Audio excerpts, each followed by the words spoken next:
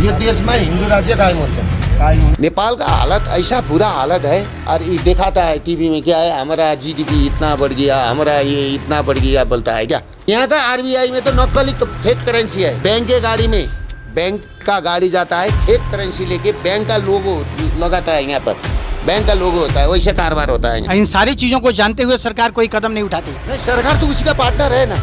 सोरा परिवार मारवाड़ी है ना, जो मैंने बोला है ना, पवन गुलियान, ये सांघाई गुरु, ये सब है ना।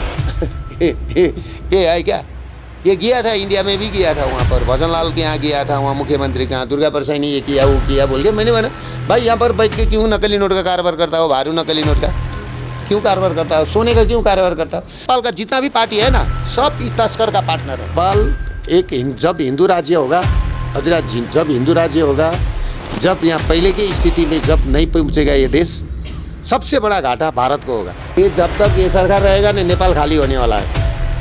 यहाँ पर अब के 5 साल पीछे यहाँ का पुलिस आर्मी के लिए बिहार से और यूपी से आदमी जाना पड़ेगा यहाँ पर। ये हालत है। अभी काठमांडू में आप जा सकते हैं, 60% घर में ताला लग चुका है ना, सब में टूलेट सिटी में।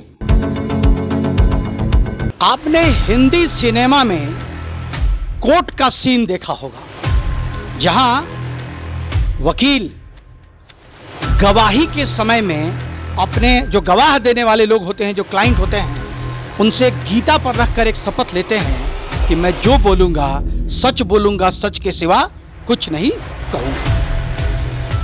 अभी हम हैं नेपाल के काठमांडू में और हमारे साथ एक ऐसे शख्स हैं जिनके बारे में ये कहा जाता है कि ये जो बोलेंगे सच बोलेंगे, सच के सिवा कुछ नहीं बोलेंगे।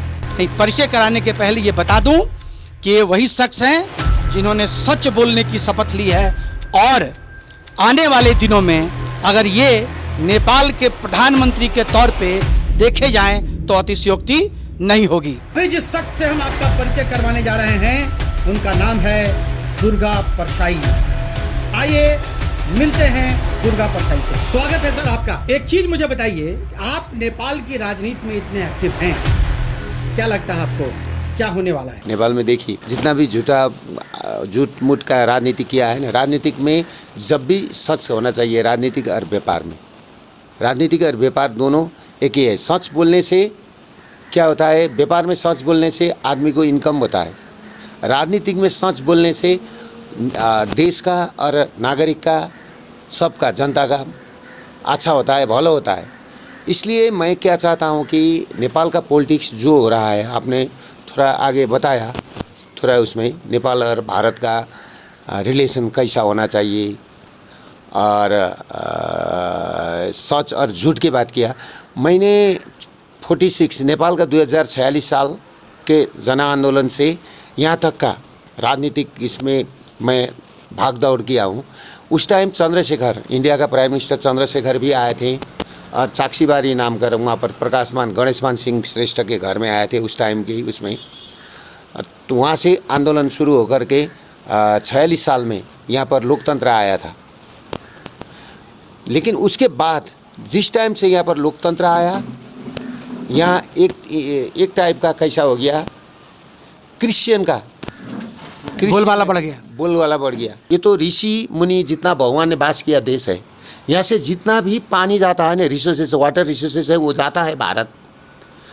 भगवान के पाँव चुपते चुपते जाते हुए जितने पानी जाते हैं ना, यहाँ से नदी जाते हैं ना, यहाँ से नेपाल से, सिर तो नेपाल है ना यहाँ का, वो पानी कैसे जाता है? यहाँ पर भगवान विष्णु ने बात किया था, रामचंद्र ने वास किया था, यहाँ पर जोगी ने वास किया था, यहाँ पर ऋषि मुनि ने वास किया था, यहाँ माता सीता की जन्म हुआ था, जो राम हमारा जमाई है कि नहीं? तो यहाँ से जो जितना भी पानी उसी के पाँव से छल करके जाते हैं, वहाँ पर जब भारत में जाता है तो गंगा बनता है। वहाँ का 1.5 अरब पॉपुलेशन गंगा में स्नान करता है। वो रिलेशन है हमारा, रोटी बेटी का रिलेशन है हमारा।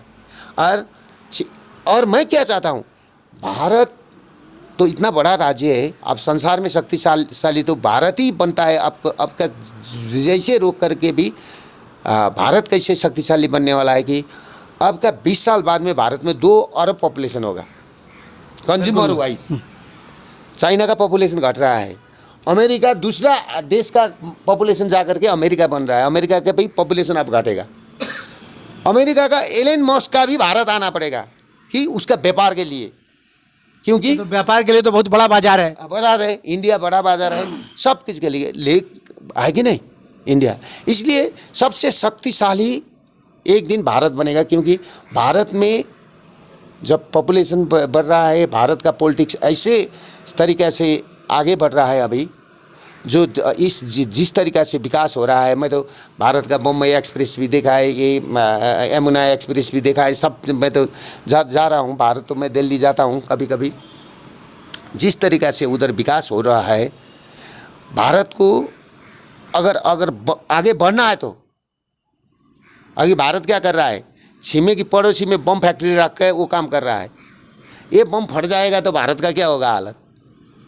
मैंने तो भारत का कभी कभी कुछ नेता से मेरे को मुलाकात होता है, मैं बोलता हूँ ए भाई तुम आगे बढ़ेगा तो, तुम्हारा देश आगे बढ़ा तो कम से कम छिमेकी का तो ठीक ठाक करो भाई, बिल्कुल ठीक ठाक करो। यहाँ पर कभी BRI पास होता है, BRI क्यों पास होगा? अमेरिका का MCC के डर से BRI पास हो गया। पहला जब भी क्या हो गया, भारत में पहला क्या किया, वहाँ पर बैठा, यहाँ पर जनयुद्ध किया, भारत ने सपोर्ट किया, 12 बूंदे करवाया, सब कुछ करवाया, हाँ, गणतंत्र को साथ दिया। और सबसे बड़ा धोखा अभी कौन किया? राजा ने तो नहीं किया था, यही आदमी किया है। अभी BRI किसने पास किया? राजा ने तो पास नहीं किया, इसी ने पास किया। हाँ, अब MCC कौन पास कर रहा है? यही पास कर रहा है, यही कर रहा है। क्यों सबसे खतरा है आपको मालूम है? यहाँ पर इंस्पेक्टर से ऊपर का जितना भी बच्चा है सब अमेरिका और ऑस्ट्रेलिया। देखिए ब्यूरोक्रेसी का इंटायर सचिव से ऊपर का और सेक्शन ऑफिसर का ऊपर का बच्चा सब बाहर। नेता लोग जितना है ना, नेतागण सबका बच्चा बाहर, सबका बच्चा बाहर, सबका घर उधर, सब पैसा उधर।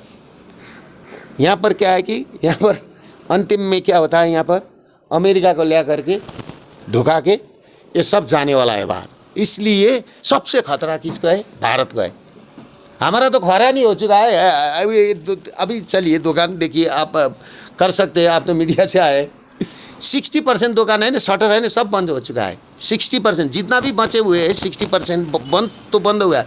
जितना भी आपको शटर बचे है ना, उसमें 10% में बोनी होता है, उस और में बोनी भी नहीं होता है। अच्छा, मान लीजिए आप अभी इतनी लंबी यात्रा कर रहे हैं, लोगों से कनेक्टिविटी आपकी बढ़ रही है, लोगों के बीच में आपकी छवि बढ़ रही है। कल के डेट में हो सकता है कि आप नेपाल के प्रधानमंत्री बने, तो आप अगर नेपाल के प्रधानमंत्री बनेंगे तो प्राथमिकताएं क्या होगी आपकी, किस तरीके से आप काम करना मेरा सबसे पहला ये देश हिंदू राज्य बनना चाहिए, हिंदू राज्य बनना चाहिए।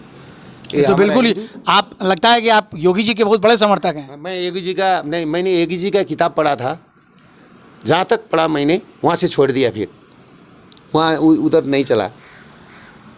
हाँ, राजनीतिक सिद्धांत से नहीं होता है, व्यवहारिक होना चाहिए राजनीतिक। बिल्कुल।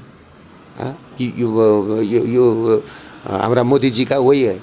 वो देखिए, वो रेल के पटरी में चाय बेचते थे, पीछे जाके RSS के ऑफिस में वो चाय पिलाते थे, आने वाला पाहुना का RSS का ऑफिस पूछते थे, पोछा मारते थे। उसने त्याग किया है।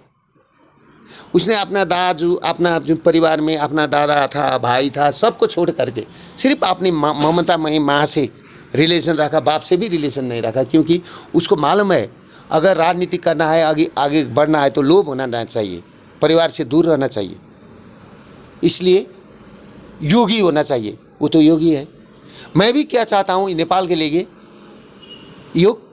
एक योगी जैसा काम करना चाहता हूँ।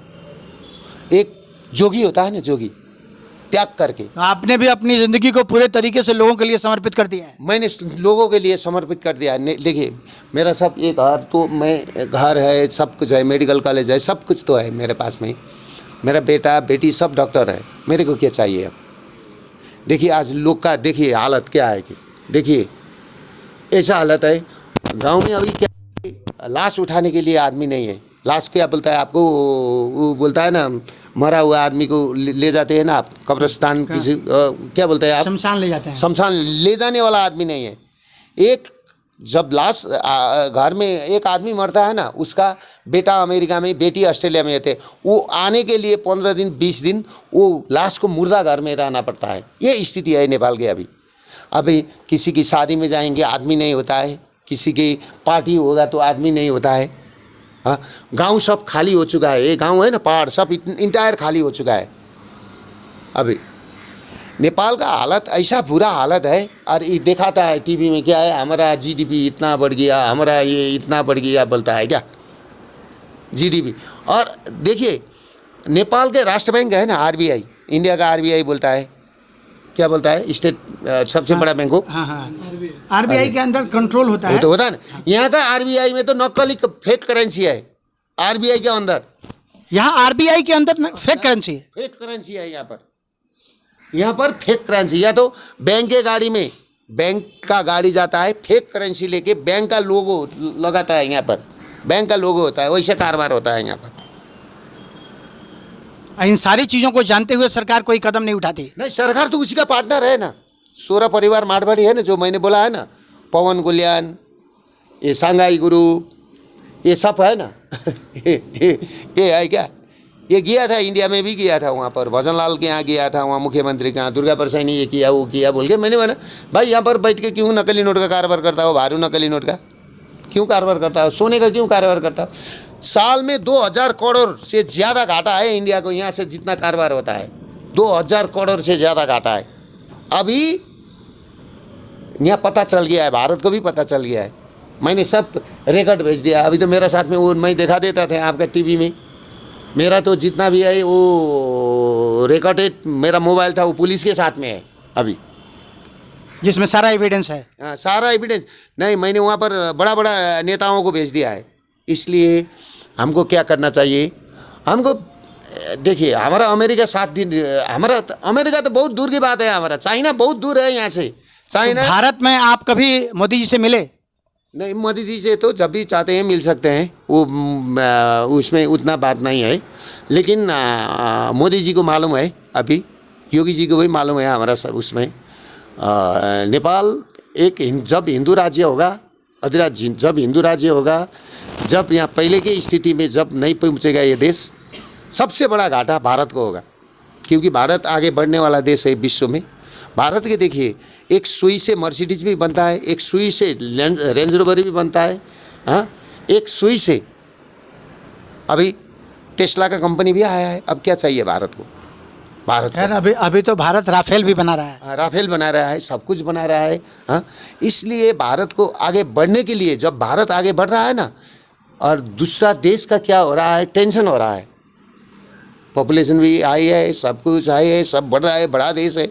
इसलिए उसको कंट्रोल करने के लिए यहाँ पर क्रिश्चियनिटी बढ़ा करके, क्रिश्चियनिटी भी कैसे बढ़ाता है, स्कूल में जाता है, चर्च का ये बोलता है यीशु ने ये करेगा तो फूकेगा तो ये होगा, यीशु ये करेगा तो वो होगा।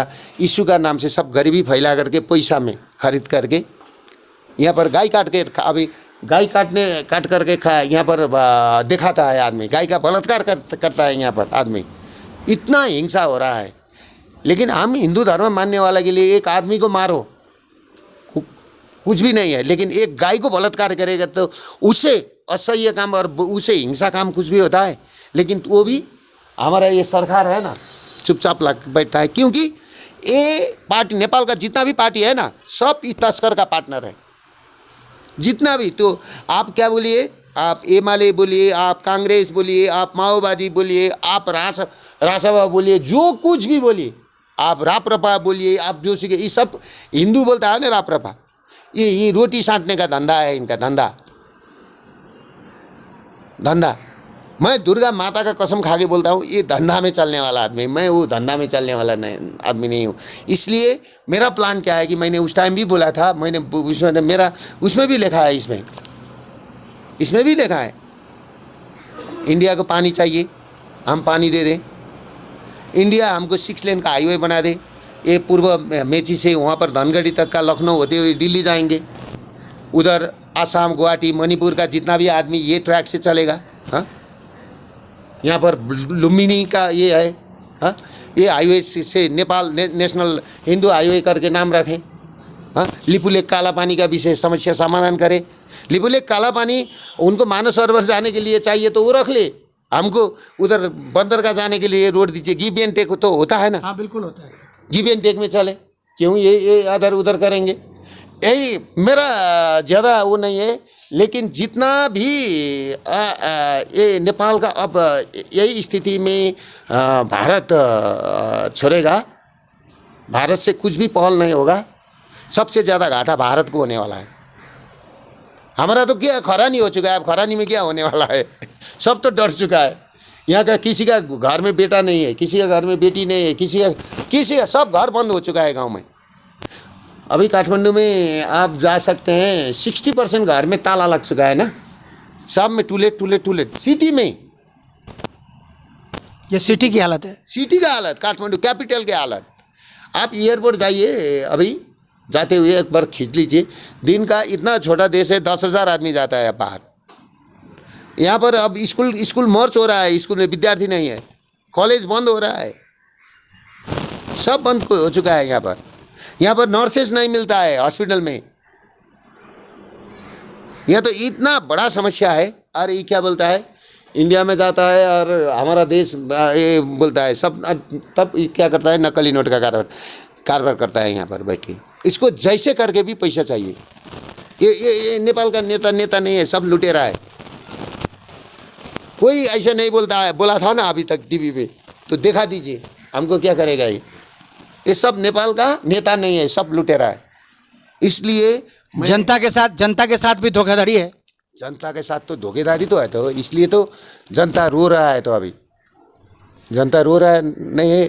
देखिए आपको तो अब पत्रकार है, आप तो जा सकते हैं, पूछ सकते हैं क्या है नेपाल का पॉलिटिकल सिचुएशन, क्या है यहाँ का स्थिति क्या है। हाँ नहीं, हम रास्ते में आ रहे थे तो कई लोगों से हम लोगों ने बात की, और जिन लोगों से बातचीत की, हाँ, उसमें 2-4 लोगों ने आपका नाम भी लिया कि अब हम लोग चाहते हैं कि हम लोग दुर्गा परसाई जो है उन्हीं के नेतृत्व में सरकार यहाँ बने। तो ऐसी चर्चा लोगों के बीच में हो रही है, लेकिन लोग सरकार की जो नई कार्य प्रणाली है उस कार्य प्रणाली से वाकई बहुत दुखी है। नहीं, इनको तो विश्वास ही नहीं करता है। ये जब तक ये सरकार रहेगा ना, नेपाल खाली होने वाला है। यहाँ पर आपके 5 साल पीछे यहाँ का पुलिस आर्मी के लिए बिहार से और यूपी से आदमी लाना पड़ेगा यहाँ पर, ये हालत है। मैंने सत्य बात बोल दिया, ये हालत है। ये बोलना चाहिए नहीं बोलना चाहिए हमको मालूम नहीं है, लेकिन सत्य बात ये है कि यहाँ इस साल 30 लाख महिला लोग होता है ना, लड़की बच्चा नहीं जन्माया है यहाँ पर। 30 लाख ने 30 लाख ने बच्चा नहीं जन्माया। नहीं, हमारा हॉस्पिटल था पहले, दिन में 5-6 आदमी बच्चा जन्म लेता है। अभी हफ्ता में 2-3 होता है। पहले दिन में 5-6 होता था, अभी हफ्ता में 2-3 ऐसे ही होता है। सब क्या है, सब दुबई, कतार, मलेशिया, सऊदी और ऑस्ट्रेलिया, अमेरिका। +2 से पढ़ाई नहीं होता है सर। +2 से, पत्रकार महोदय, +2 से ऊपर पढ़ाई नहीं होता है यहाँ पर। मैंने आपके हिसाब से नेपाल की स्थिति अभी बहुत ज़्यादा ख़राब हो चुकी है, और इसको तब तक दुरुस्त नहीं किया सकता है जब तक कि ये सरकार अभी जो है ये सरकार बदल नहीं दी जाए।